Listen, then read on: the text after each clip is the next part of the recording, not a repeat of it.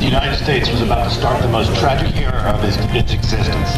Bleeding Kansas was a series of violent events involving anti-slavery free staters and pro-slavery border ruffian elements that took place in the Kansas Territory and western frontier towns of the state of Missouri roughly between 1854 and 1858.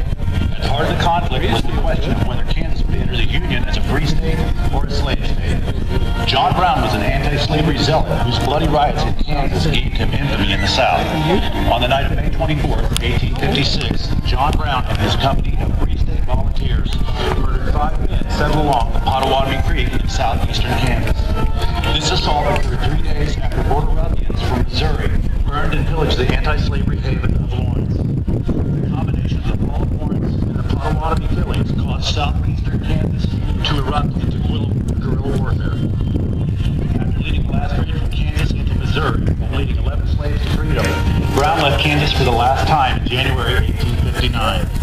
On Sunday, October 16, 1859, John Brown and a force of 21 men, 16 whites and 5 African Americans, seized control of the United States Arsenal in Harper's Ferry, Virginia.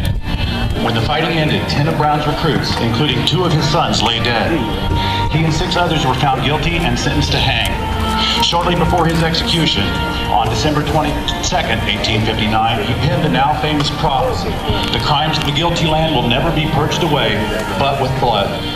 President James Buchanan declared Kansas the 34th state of the Union on January 29, 1861. Kansas was admitted to the Union as a free state less than 3 months before the Battle of Fort Sumter, which began the Civil War.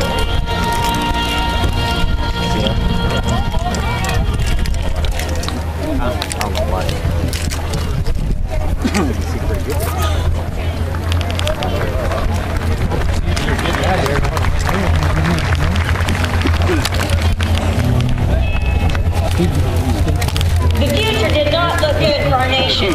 In all respects, Brown's personal actions at Harper's Ferry brought the nation to the crossroads of civil war and openly divided the nation on the single issue for which it could find no acceptable compromise. The Civil War fought along the border between Kansas and Missouri was much different from battles fought back east at Gettysburg and Antietam. The border wars were very brutal. Actually, it was guerrilla warfare at its worst. It was very common for pro-slavery men to bushwhack anti-slave men. There were all sorts of massacres and farmsteads burned down by the hundreds. The 3rd Kansas Light Artillery Unit was attached to the 2nd Kansas Cavalry and was formed in December 1861. Artillery units were attached to cavalry units. It took 6 horses to pull the gun and could be placed into a firing line quickly. A well-placed artillery could turn a Civil War battle into the favor of those who had better positions and better equipment. By mid-1863, the Union Army's artillery were clearly superior to that of the Confederates. The artillery could support an infantry company with devastating fire into the enemy's ranks, and artillery guns were called the king of the battlefield during the Civil War.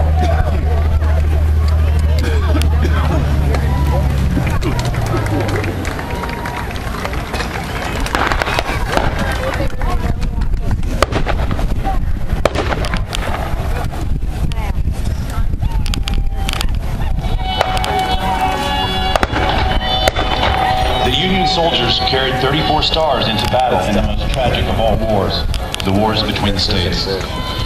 The symbol of this dreadful era was and is Abraham Lincoln. The Gettysburg Address was delivered by Lincoln on the afternoon of Thursday, November 19, 1863, at the dedication of the Soldiers' National Cemetery in Gettysburg, Pennsylvania, 4.5 months after Union armies defeated those of the Confederacy at the Battle of Gettysburg.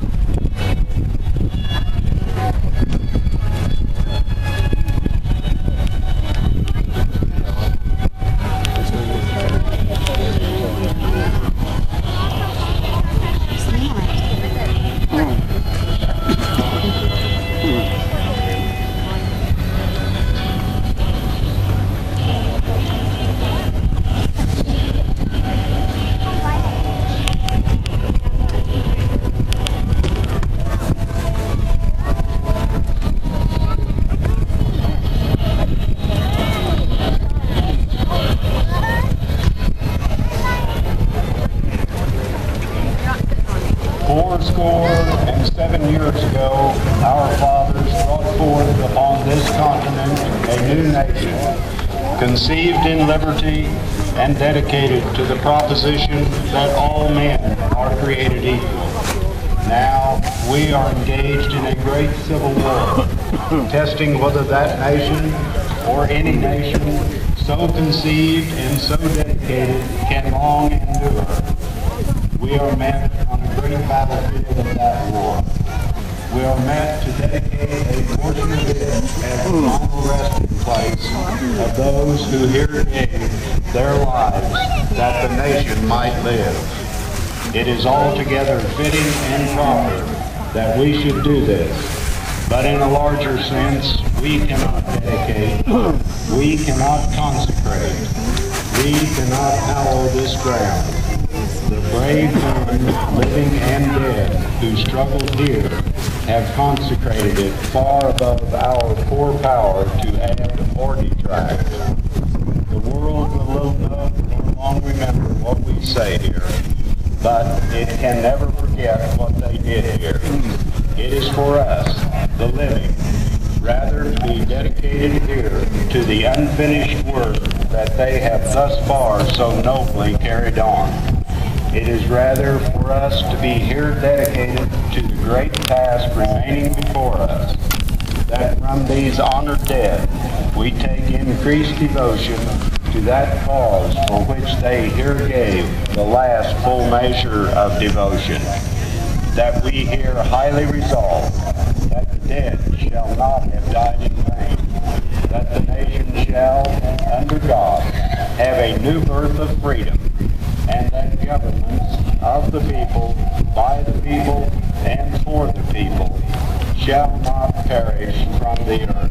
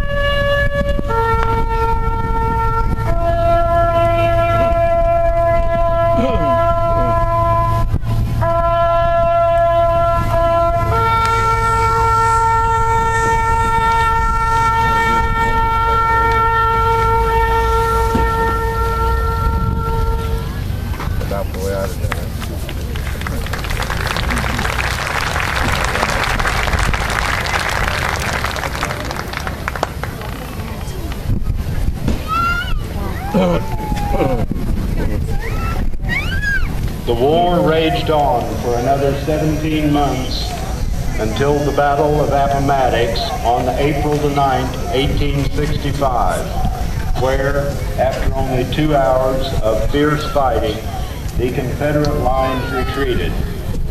Negotiations then began between the Confederate commander, General Robert E. Lee, and Union commander, General Ulysses S. Grant, in the McLean House near the Appomattox Courthouse, where the terms of surrender were agreed upon and signed, thus ending one of the bloodiest periods of American history.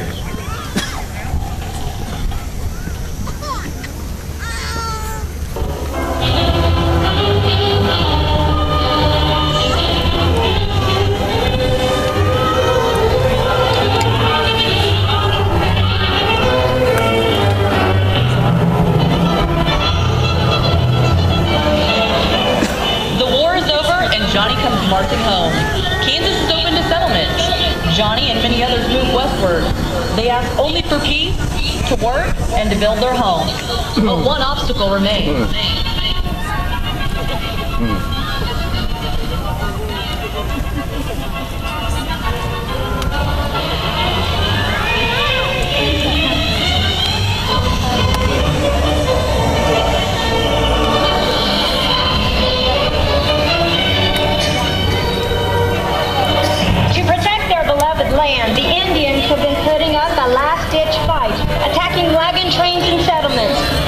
work on the Union Pacific Railroad almost impossible.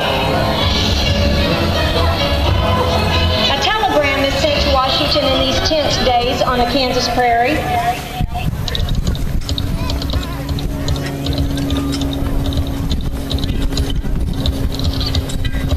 Indian war imminent. Settlers attacked. Railroad worker killed. Indian war. Indian war. Women and children kidnapped. Men killed. General Indian war feared. Signed, Governor Crawford, Kansas. Responding to the situation, Senator Henderson of Missouri has introduced legislation that sets up a peace council. The site was selected with great care. It was finally decided that the ancient and revered Medicine Lodge of the Kiowa tribe would be the best place. It was many miles from any army post. There was no railroad in this section of the country to be used for hauling troops. And in addition, there was no white settlement nearby. The Medicine Lodge was located just south of where the Elm Creek and the Medicine join. There, a great grove of elm trees provided a good place to camp, and the Kiowa came once a year to bathe in the healing waters of the river and to renew their medicine at the sacred lodge. You are overlooking the sacred place. The time is now 1867. The soldiers in the ambulance have come to prepare these grounds for the most spectacular meeting ever held between Indians and representatives of the United States. Immortalized in legend, art, song, and story, the Frontier Cavalry stands for all that is stirring and exciting in relation to man and mount. At the council in Medicine Lodge is the most legendary of all frontier troops, the 7th Cavalry. While not here, Colonel Custer has left his impression on these soon-to-be immortalized troopers. The civilian with them is the reporter, Henry M. Stanley, still a very young man. He will later win international fame by finding the missionary Livingston in darkest Africa. As the correspondent for the Missouri Democrat, Stanley, along with 8 other newspaper men representing papers including the New York Herald, Leslie's Illustrated, and the Chicago Tribune, plus artist John Howland of Harper's Weekly, are here to cover an event of unprecedented importance in the history of the Plains Indians. They are here to report the signing of the peace treaty between the United States government and the 5 tribes of the Great Plains. Among the